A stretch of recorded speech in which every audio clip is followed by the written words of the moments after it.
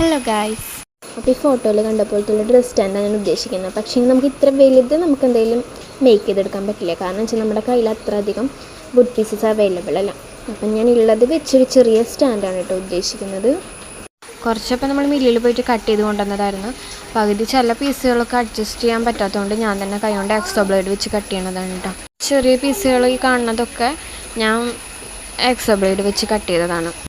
രണ്ടാമത്തെ സ്റ്റാൻഡിൻ്റെ പരിപാടിയായി കാണുന്നത് മുകളിലും സെയിം ആയിട്ട് തന്നെ താഴെയുള്ള അതേ മോഡൽ തന്നെ മുകളിലും ചെയ്യുന്നത് കേട്ടോ. അപ്പം 3 സ്റ്റാൻഡ് തന്നെ മുകളിലും കൊടുത്തിട്ടുണ്ട്.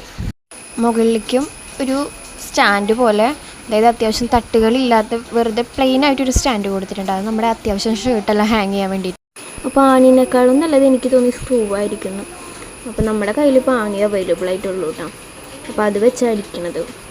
പിന്നെ വുഡ് ഫെവിക്കോൾ വെച്ചിട്ട് നമ്മുടെ ഗ്യാപ്പുകളിലേക്ക് ഒന്ന് ഫില്ല് ചെയ്ത് കൊടുക്കുന്നത്. അപ്പോൾ സപ്പോർട്ട് ചെയ്ത് ഷെയർ ചെയ്യാൻ മറക്കല്ലേ.